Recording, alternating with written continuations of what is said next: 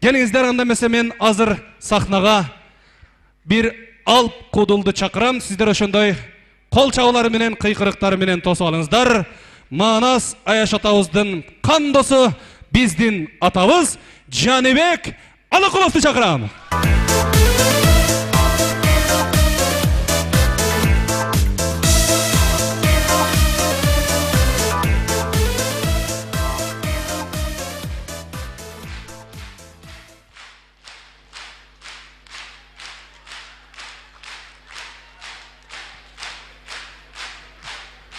Çok rahmat. Rahmat otam.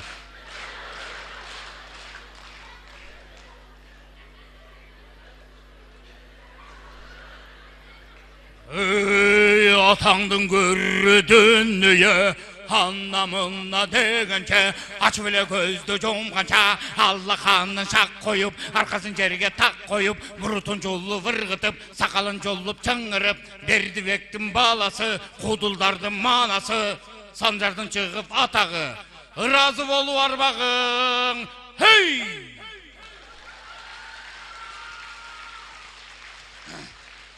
Biz dünyada birinci orunda turabız Manas eposu boyunca. Biz dünyada birinci orunda turabız Etçeş boyunca. Karışkır bizden keyin turadi. Таң алат екен, ойтобо, ушул етті менден де көп жеген жырткыч бар екен деп. Ошол жырткыч Кыргыз. Biz dünyada birinci orunda turabız жалкоолук боюнча. Эч кимге камчы салдырбайбыз. Ырыбыз да ошондой. Жайылган койго көз салып, жам баштап жатсам сонунда.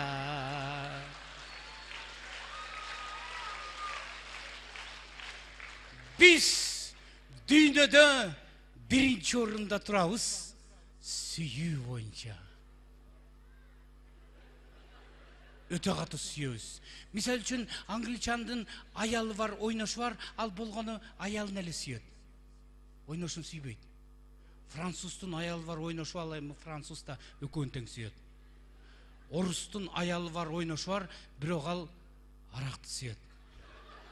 Кыргыздын деле аялы бар, ойношу бар, бирок ал креслону сүйөт.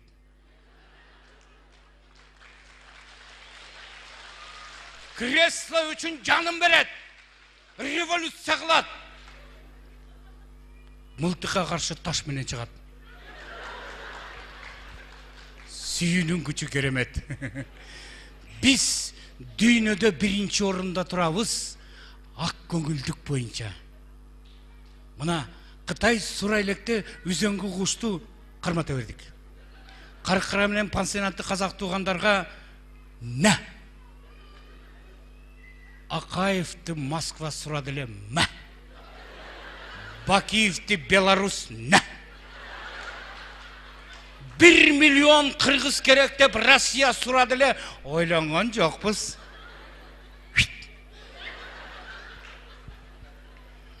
Не жалко. Манас досум, качан болсо аялдарды мактап жүрчү. Аялдардын арасында чоң ийгиликке ээ болчу, кыздардын бардыгы эле манастык болчу. Биз болсо ичибиз күйүп калып калчык. Анткен себеби кыздарды ушунчалык сону мактачу эле, кийин мен дагы мактачу болуп калдым. Аял заты. Силер бактылуу зат экенсиңер. Силерге Кудай Таалам өзүнчө бир касиет берип коюптур. Ошондуктан силер бактылуу болгонго милдеттүүсүңөр. Милдеттүүсүңөр. Не только укуңар, акыңар бар, милдеттүүсүңөр. Мына кичинекей кезиңерде эле кимдин кызысың деген суроого эле бактылуу болот экен. Жок эле. Сурап эле койсоң жөн, кимдин кызысың?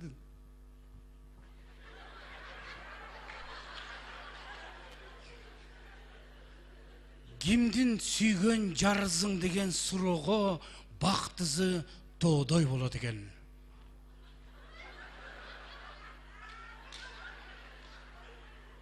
Кимдин энесисиң деген суроого бактысына чек жок болот экен. Керек болсо кемпир болгон учурда дагы төркүнүнө келе калып кыз болуп калат экен. Карачы, Алла Пугачеваны байкагылачы, алардыкы бөлөкчө. Алла Пугачева жылда жашарат, сөйдөгөндө күйөөсүн алмаштырып турат да. Керек болсо Алла Пугачеванын будущий келечектеги күйөөсү еще төрөлө элек. А биздин кыргыздын аялдарында жанагындай өзгөчө касиет бар экен. Манас досум дайым эле эркектерди мындай жактырбай сүйлөчү да, мен да ошентип сүйлөп коеюн бүгүн. Эркектер эми эптеп эле калк экенбиз да. Байкуш эркекти төрөлгөндө эле киндигин кесет экен, бирге чыкканда тушоосун кесет экен, үчкө чыкканда кесет экен, бешке чыкканда чала болуп калды деп, жетиге чыкканда контрольный. Үйлөнгөндө никесин үйлөнбөй жүрүп бирөөнү зордуктап койсо түрмөгө кесет экен. А эркек бакыш качан бактылуу болот? Эркек бактылуу болот экен 5 жашка чейин эрте менен турганда төшөк кургак болсо. Үйлөнүп, жайланып, бала чакалуу болуп, иши алдыга жүрүп турса, ошондо бактылуу болот экен. Анан 50ге чыкканда бир жаш аял алсам экен деген арам ой пайда болгондо. Мына мен башыман өтүп атат, мен өткөндө 50ге чыгып, айлыма барып, сүйүнүп, арам ой пайда болуп, аны айтып калдым, мен ушу жердин кулун элем десем, каяктагы кулун ат болуп калсың дейт бирөө. Нар жакта бирөө кошумчалап атат. Мурда код элегелең, кодик. Эми уже тура айтасың дедим. Алыкул Осмоновдун мындай ырсаптары бар эле. Кечеге эле тиги кырда жок элең, кайдан чыкты бозат минген 30 жаш деп. 30-ту оңой көрбөй. Анан Бекбор бийиктин оонуна салып, минтип жооп берип койдум.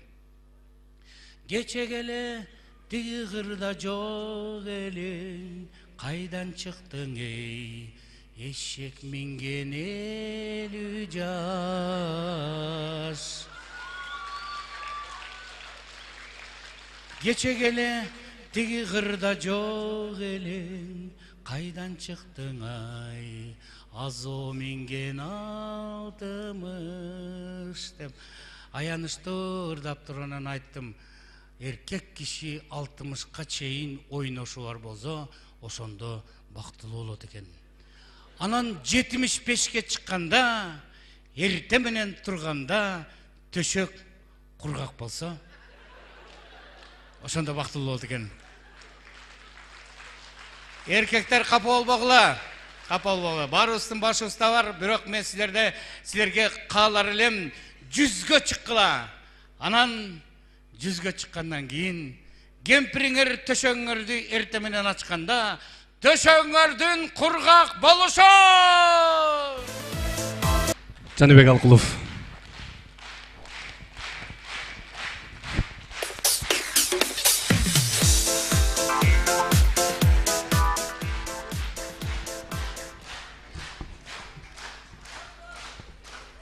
Өзү негизи эмне соцдагы реклама бул биздин рыноктун мотору, кыймылдаткычы болуп эсептелинет эмеспи?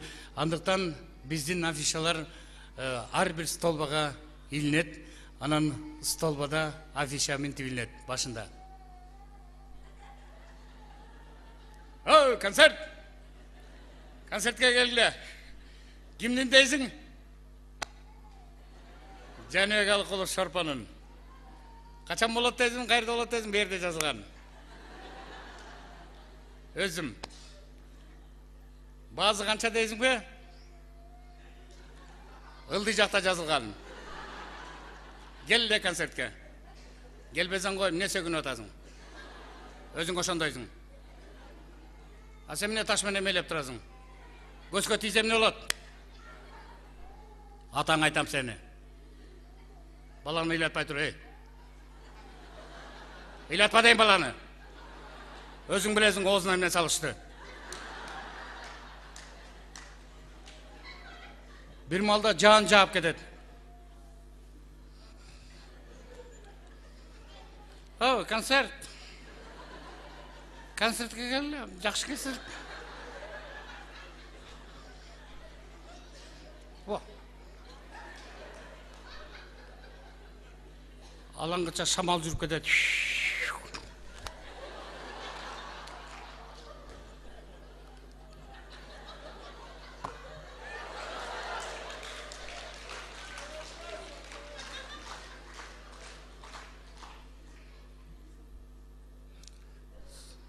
Сотка жакшы экен. Өткөндө бирөө туалетте отурат, жанымда. Жооп берип атат. Алло, кандайсың досум? Каердемин дейсиңби? Кофеде деп коет. Сотка, сен концерттесиң. Алаңгыча бир кемпир келет дагы. Шорпа баламдын кагазы рас илинип турган турбайбы? Насфай түкүргөнгө кагазым жок эле деп туруп, жалтырак экен деп туруп, мыйерден кармап туруп, кыракта барып кетет. Алаңгыча бирөө келет.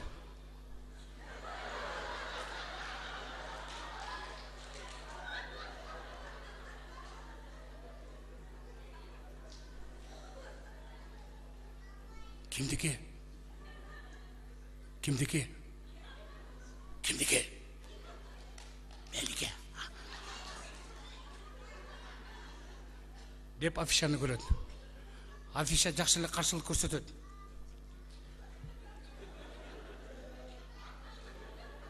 Ага болобу, тигиники шашылыш болуп атпайбы?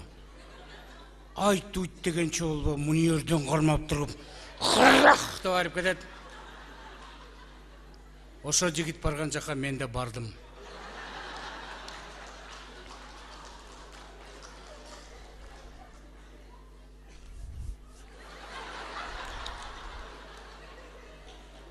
Жатат. Бирок мен ага капа болгон жокмун. Себеби дегенде аякта мен жалгыз эмес экем.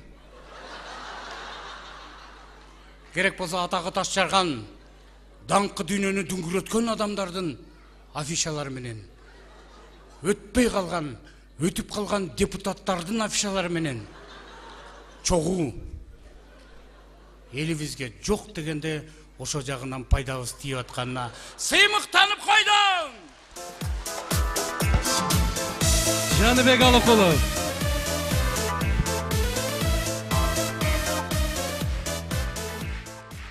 Биз дүйнөдө биринчи болобуз. Сизге окшогон аталарыбыз бизге ак жол каалап бата берип турганда.